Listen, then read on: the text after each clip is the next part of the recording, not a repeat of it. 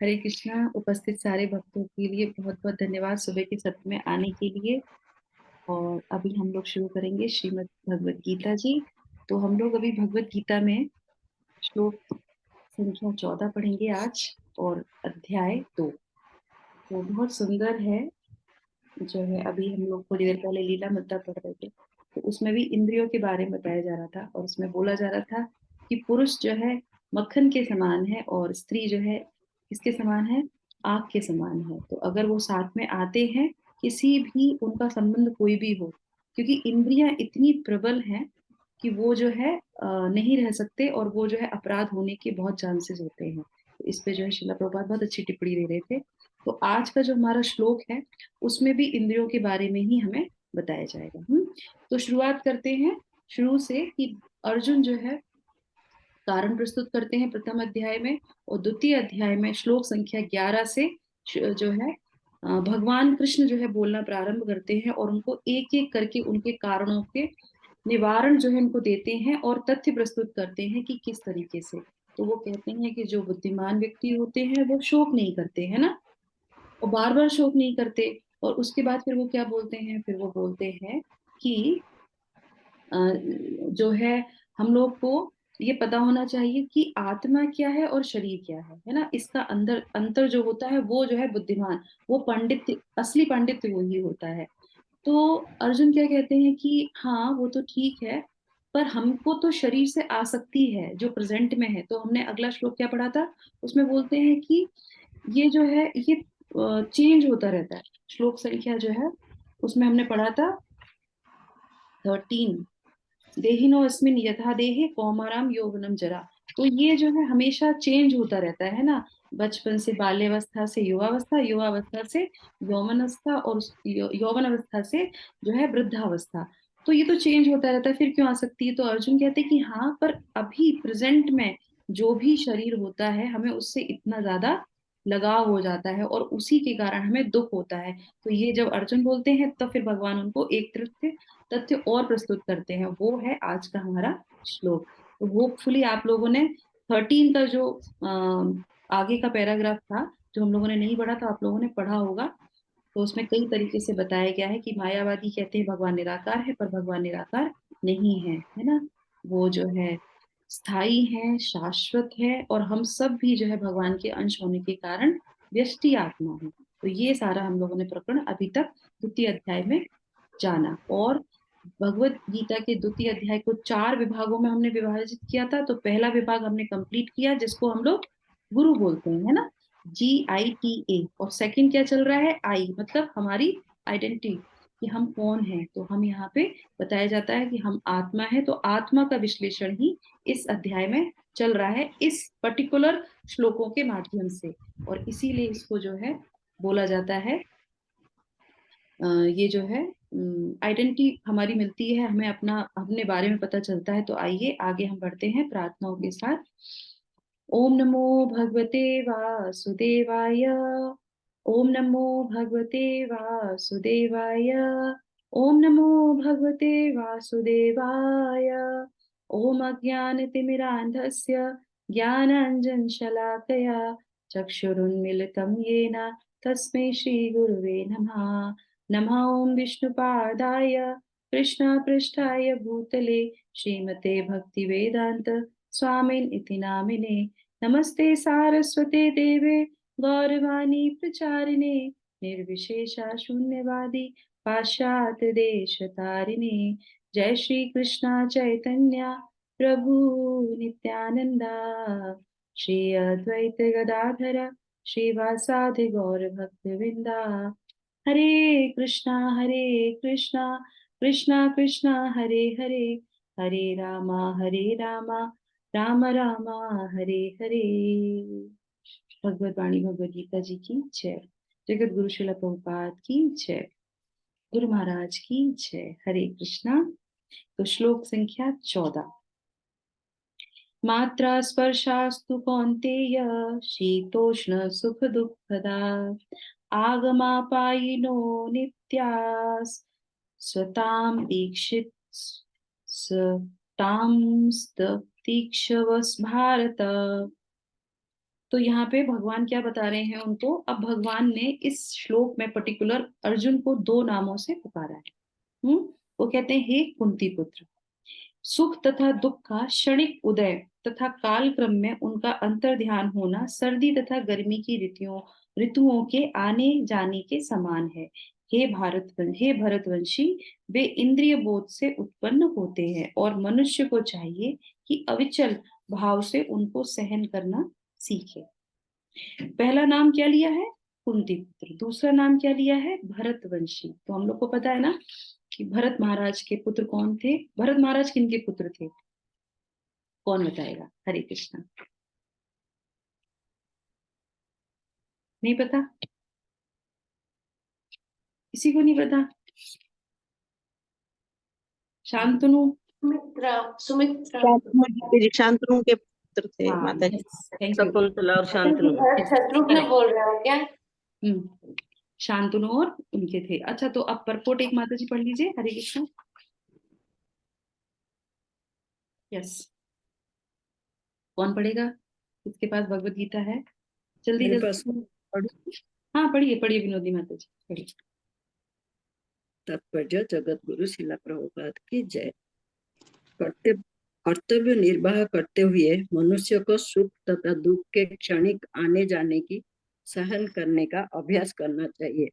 वैदिक आदेशानुसार मनुष्य को माघ, जनवरी, फरवरी के मास में भी प्रातःकाल स्नान करना चाहिए।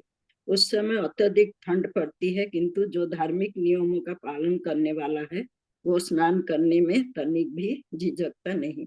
इसी प्रकार एक गृहिणी भीषण से भीषण गर्मी की ऋतु में मई जून की महीने में भोजन पकाने में हिचकिचाती नहीं। जलवायु संबंधी असुविधाएं होते हुए भी मनुष्य को अपना कर्तव्य निभाना होता है। इसी प्रकार युद्ध करना क्षत्रिय का धर्म है, अतः उसे अपना किस मित्र या परिजन से भी युद्ध करना पड़े तो उसे अपने धर्म से विचलित नहीं होना चाहिए। मनुष्य को ज्ञान प्राप्त करने के लिए धर्म के विधि विधान पालन करने होते हैं, क्योंकि ज्ञान तथा भक्ति से ही मनुष्य अपने आप को माया के बंधन से छुड़ा सकता है। हरे कृष्ण माता जी, बस यहीं तक हम लोग इसको पढ़ेंगे आगे। हरे कृष्ण। तो बहुत अच्छे से जो है भगवान यहाँ पे जो है उदाहरण प्रस्तुत करते हैं। तो शिला प्रभुपाद एक उदाहरण प्रस्तुत करेंगे और एक जो है भगवान ने उदाहरण प्रस्तुत किया है। तो भगवान यहाँ पे क्या कहते हैं? वो कहते हैं कि ये जो सुख और दुख का क्षणिक उदय है वो तथा कालक्रम और उनके कालक्रम के उस अनुसार जो है ये जो है उसका उदय होता है और ये जो है अंतर ध्यान हो जाता है। किस तरीके से? तो फर्स्ट एग्जांपल दिया है ऋतुओं की तरीके से, है ना। तो अभी हम देख सकते हैं सर्दी, गर्मी, बरसात, है ना, पतझड़, ये सारी चीजें आती हैं, ऋतुएं आती हैं और अपने टाइम से चली जाती हैं। तो सुख और दुख जो हमारे जीवन में आते हैं वो भी जो है ऋतुओं के समान है। इसको जो है इस पे ज्यादा विचार नहीं करना चाहिए और अविचल भाव से इसको जो है सहन करना चाहिए। दुख भी है, सुख भी है। और शिला प्रभुपाद इतना अच्छा जो है यहाँ पे उदाहरण प्रस्तुत करते हैं माँ का, एक स्त्री का, है ना। वो क्या करती है, गर्मी हो, सर्दी हो, कुछ भी हो, उसको तो जो उसका कार्य है, रसोई में कितनी भी गर्मी है उसको तो खाना बनाना है, सर्दी है तो भी वो खाना बनाएगी। तो स्त्री का ये कर्तव्य है कि वो अपने कर्तव्य को निष्ठा से करे। तो ये दो उदाहरण हमको बहुत अच्छे मिलते हैं। अब हम आ जाते हैं श्लोक पे कि इसमें जो है हमें समझने वाली चीजें क्या है। तो यहाँ पे सबसे पहले जो आता है वो है मात्रा स्पर्शेस्तु। दो शब्द जो भगवान अर्जुन और उनके लिए लिए गए हैं, कौन्तेय और भरत, इसको हम बाद में लेंगे। पहले हम लेते हैं मात्रा स्पर्शेस्तु कौन्तेय। तो मात्रा स्पर्शस्तु का मतलब क्या होता है? मात्रा का मतलब होता है इंद्रिय और स्पर्शास्तु स्पर्श, स्पर्श का मतलब होता है विषय। ठीक है। तो ये जो इंद्रियां हैं, ये इंद्रियों के विषय क्या है? इंद्रियां हो गई मात्रा, और स्पर्श मतलब जो विषय इन इंद्रियों को टच करते हैं, छूते हैं। और वो विषय कौन से हो गए? वो विषय हम सब जानते हैं, ज्ञानेंद्रियां और कर्मेंद्रियां, है ना। तो आंख है जो देखती है, जो शरीर है जो टच करता है, जो सूंघते हैं, जो सुनते हैं, जो बोलते हैं, ये सब हमारी ज्ञानेंद्रियां और कर्मेंद्रियों में आते हैं। और ये जो विषय हैं, अब इसमें तू का शब्द आया है, मात्रा स्पर्शास्तु। तू से क्या लेना है? तू में भगवान कह रहे हैं कि अब मैं जो आगे बोलूंगा वो सिर्फ और सिर्फ इंद्रियों के बारे में है। तो इंद्रियों जो विषय को टच करती हैं, स्पर्श करती हैं, उनके बारे में मैं तुम्हें बताता हूँ। फिर वो क्या कहते हैं? कौन ते है? हे कुंती पुत्र। शीतोष्ण सुख दुखदा। तो ये जो है ऋतुओं की तरह शीत और गर्मी इनको जो सहन करता है इसकी तरह ही है। और फिर आगे वो क्या कहते हैं, आगमापायिनो। तो इसमें आगमापायिनो का दो मतलब होता है। उसमें क्या है कि आगम और अपायिनो। तो आगम मतलब है जो आने वाला, और अपायिनो का मतलब है जाने वाला। तो इंद्रिय जो इंद्रिय विषय हैं वो क्या होता है, उनसे सुख भी हमें मिलता है और दुख भी मिलता है। तो ऐसा नहीं है कि हमें हमें जो बहुत सुख मिल रहा है वो स्थिर होगा, नहीं, ये सुख चला भी जाएगा। और जो दुख मिल रहा है वो भी स्थिर नहीं है, वो भी चला जाएगा। तो इतनी अच्छी भगवान यहाँ पे बात बताते हैं अर्जुन को कि दुख नहीं करना चाहिए और सुख में ज्यादा हमें उत्साहित नहीं होना चाहिए। क्यों? क्योंकि ये इंद्रियों के विषय हैं। और हम क्या सोचते हैं कि हाँ ये शाश्वत है, शाश्वत नहीं है, शाश्वत आत्मा है। और जो सुख मिल रहा है वो इंद्रियों का विषय है। तो हमें अब यहाँ पे लर्निंग क्या मिलती है कि हमें कौन सी इंद्रिय से हम सबसे ज्यादा जो है सुख भोगने की इच्छा करते हैं। किसी स्त्री को देख के हमारे अंदर उत्साहित होती है तो उस चीज को भोगने की इच्छा है। हमें कुछ चीज सुनने की इच्छा है, कुछ खाने की इच्छा है, ये सारी की सारी इंद्रियां हमको जो है इन विषयों में लगाती रहती हैं। और ये जो है स्थिर नहीं होती हैं। तो जो व्यक्ति, जो मनुष्य इस चीज को समझ लेता है कि ये जो सुख दुख है वो इंद्रियों के विषय हैं, और इन्हीं के कारण हमें सुख मिलते हैं, दुख मिलते हैं, और हम इन्हीं के अंदर रह जाते हैं। ठीक है। उसके बाद होता है फिर भगवान क्या कहते हैं, नित्य हाँ, उसके बाद फिर वो कहते हैं अनित्य। ये जो विषय है और इनसे जो सुख दुख मिलते हैं ये अनित्य हैं। वो एक समान कभी भी नहीं रहते हैं, हमेशा एक समान नहीं रहते हैं। और फिर आता है लास्ट में, फिर वो कहते हैं ताम स्थितिक्षवा। तो ताम स्थितिक्षवा, उन्हें सहन करो। तो हमें ये सहन करना है। हमारे जीवन में जब सुख आएगा दुख आएगा उसको हमको सहन करना सीख रहे हैं। तो भगवान अर्जुन को कह रहे हैं कि तुम जो बोल रहे हो कि ये शरीर से मुझे आसक्ति है, तो ये शरीर से आसक्ति है, पर इसको आपको, अगर इनको ये जाना पड़ेगा क्योंकि ये शरीर है, तो इनको जाने के जो दुख आपको मिलेगा उसको आपको सहन करना पड़ेगा। There is a no options, because ये तो सबके लिए समान रूप से है। और तभी वो उनको इतनी अच्छी समझाते हैं। और उनके साथ साथ ये हमको सीखना चाहिए कि जो भी यहाँ पे आता है उसको जाना पड़ता है। सुख दुख जो भी कुछ है वो सिर्फ ऋतुओं के समान है। और शिला प्रभुपाद कहते हैं कि तुम्हारा जो कर्तव्य है, भगवान कहते हैं कर्तव्य को अपने जो है निष्ठा से निभाना चाहिए। तो हमारा कर्तव्य क्या बनता है, अर्जुन को वहां पे शिक्षा देती है, तुम क्षत्रिय हो तो तुम्हें युद्ध करना चाहिए, और तुम्हें जो दुख हो रहा है उसको तुम्हें जो है सहन करना पड़ेगा। तितिक्षवा भारत। ठीक है। तो अब वहां पे दो शब्द लेते हैं। तो अभी उन्होंने उनके जो है कर्तव्य के बारे में बताया, और उसके बाद फिर लास्ट में पैराग्राफ में पढ़ती हूँ जिससे हमें पता चलेगा कि दो शब्द जो उन्होंने, दो नाम जो उन्होंने लिए हैं अर्जुन के, वो उसमें क्या कहना चाहते हैं। उसमें वो कहते हैं कि अर्जुन के जिन दो नामों से संबंधित किया गया है, संबोधित किया गया है, वे भी महत्वपूर्ण है। क्यों? क्योंकि कौन्ते कहकर संबोधित करने से यह प्रकट होता है कि वह अपनी माता की ओर से मातृकुल से संबंधित हैं, और भारत भारत कहने से उनके पिता की ओर माने कि पितृकुल से संबंध प्रकट होता है। दोनों ओर से उनको महान विरासत प्राप्त है। महान विरासत प्राप्त होने के फल स्वरूप कर्तव्य निर्वाह का उत्तरदायित्व आ पड़ता है, अतः अर्जुन युद्ध से विमुख नहीं हो सकता। हरे कृष्णा। तो यहाँ पे इतने अच्छे से हम सभी को पता है, जो भरत, जो राजा भरत थे, जो शांतनु के पुत्र थे, वो इतने वीर थे कि बताया जाता है कि वो जो है बड़े बड़े शेरों को पकड़ के जो है उनको फेंक देते थे। सांपों से, अजगरों से वो युद्ध कर सकते थे। वो इतने बड़े जो है योद्धा थे। और उसी परंपरा में कौन आए, पांडु आए, है ना।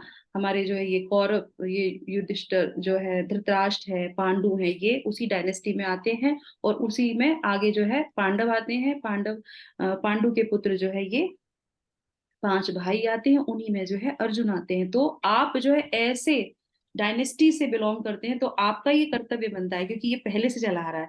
आपकी वीरता जो है आपके घर में है। और उधर आपकी माता जो है वो कौन है, हम सब जानते हैं कि कुंती माता के जीवन में बहुत दुख भी आए थे और बहुत सुख भी आए थे, पर उन्होंने कैसे उसको सहन किया, भगवान कृष्ण के आदेशों को मान के।